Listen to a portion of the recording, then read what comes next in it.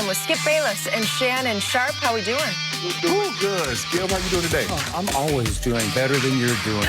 Yeah, thank you. You know, today is the anniversary of one of the most iconic speeches ever given, the I Have a Dream speech. Is it really? Happened 57 years ago today. 1963. And which led to the Civil Rights Act. Civil rights in 1964. Okay. So those that say protesting doesn't work, it does. I think I heard that from Bruce Arians yesterday, and I did not agree. Exactly. Thank you for the reminder there, Shannon. Guys, it has been a busy couple days in the NBA. Let's catch up on everything that took place yesterday. After the remainder of the NBA season was nearly lost to protest, players agreed it was in their best interest to finish out the playoffs. The league released a statement saying, quote, "We are hopeful to resume games either Friday or Saturday." LeBron also changed his tune from pushing to cancel the season Wednesday night to yesterday siding with the majority of the players who wanted to play. Shannon, what do you make of LeBron's change of heart here?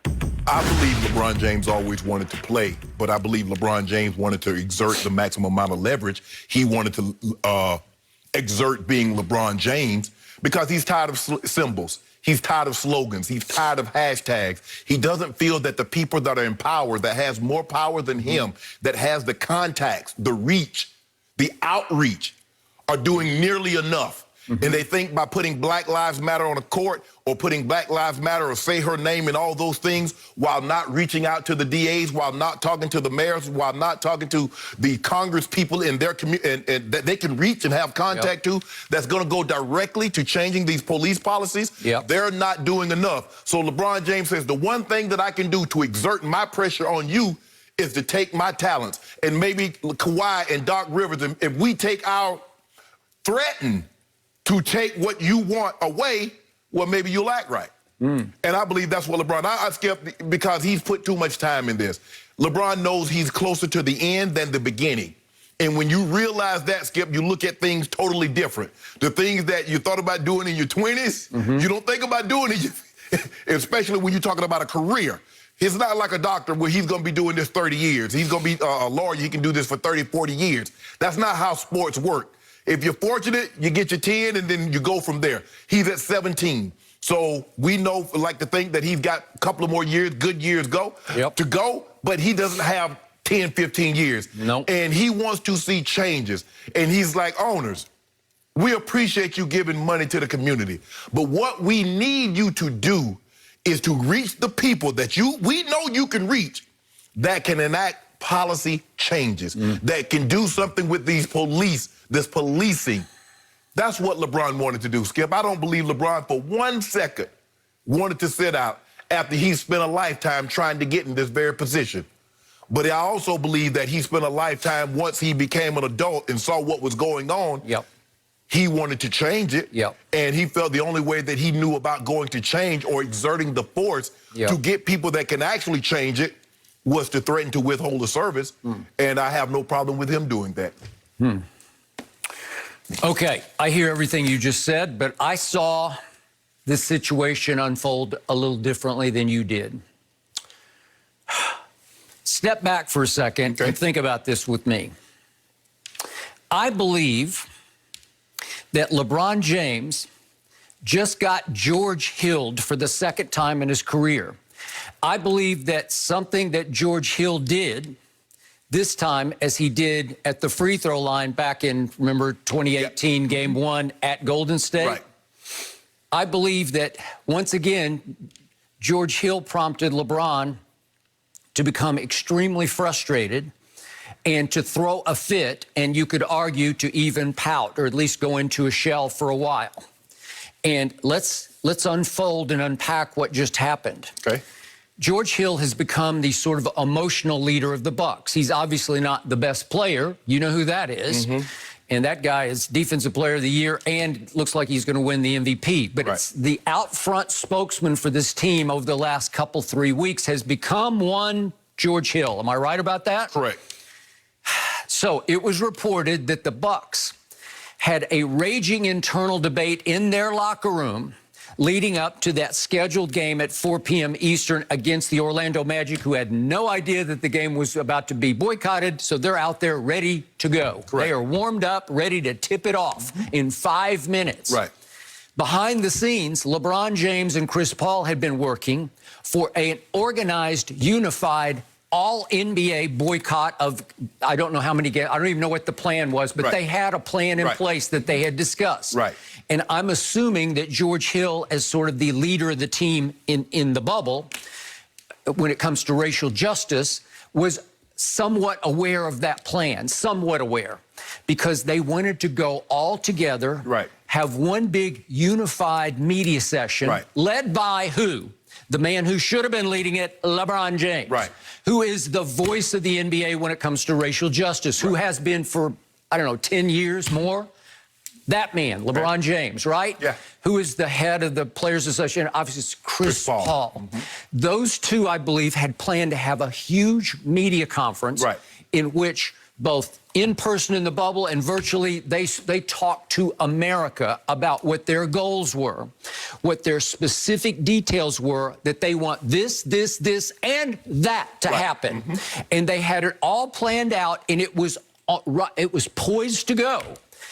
And all of a sudden, something happened out of nowhere, blindsiding everybody, including the Magic and the referees and everybody involved. Every NBA executive was completely blindsided all the way to the top, to the commissioner, by what George Hill, it seemed, had sort of emotionally driven the Bucks to do. And they all admitted they were going back and forth. There was a whole lot of disagreement in the locker room. Should we, shouldn't we? Should we, shouldn't we? Very split over it. And at the last second, they finally said, okay. George Hill's point was, our hearts were not in playing basketball. It seemed irrelevant to us at this point. So they broke ranks, and they preempted LeBron and Chris Paul. Boom! They decide to boycott, and it was shockwaves across the country because, as you know, it was a ripple effect throughout sports all night long. Well, it was heavily reported that LeBron James was not happy with that, and I don't think Chris Paul was happy with that either. So all of a sudden, within... Yeah, because I think the thing is, Skip, the one thing that you want to do in a situation like this is that you want to seem like you're united. Unified. You want to put on a united front. You better. So when people start coming, there's no way they can penetrate the fortress. I got to tell you, I did, as much as I respect George Hill, once upon a time, San Antonio Spur, I don't want to hear George Hill speak about this. I want to hear LeBron, and I want to hear Chris Paul. They've been at this for a long time. George Hill sort of came out of left field on this. No offense to him, but he and Sterling Brown spoke at sort of a mini media session, remember, in the hallway outside the locker room after the game? And they had spent the 2.5, whatever hours that the game would have taken to be on the phone with lawmakers up in Milwaukee, up in the state of Wisconsin, Okay, all great. And we applauded them. I think the world applauded the Bucks, Okay, that upstaged and preempted what LeBron and Chris Paul had working on the back, behind the scenes. But it was about to be in front of the scenes. And we're hearing George Hill talk about it, and we're hearing Sterling Brown, and I'm thinking, well, they're qualified only because this happened in their town. Kenosha is virtually a suburb of Milwaukee. Sterling Brown he's qualified because they went a step further than him. He was the victim of police brutality. Absolutely. When was that? I wrote this down. It was January 26th of 2018 at 2 o'clock in the morning. It was the south side of Milwaukee. He pulls up in a Walgreens parking lot and parked across the handicap spaces because obviously there weren't many cars, and he wanted to run in and run out. And a police car happened to be sort of driving by and came over and confronted him. You're parked in the handicap. And then all of a sudden backup is called, and before you know it, he has been tackled and he has been tased. And several of the officers were somehow punished. I don't know what their punishment was, but they were reprimanded publicly for inappropriate action. Okay, so he had firsthand experience in the city of Milwaukee that was obviously almost like a precursor to what happened in Kenosha.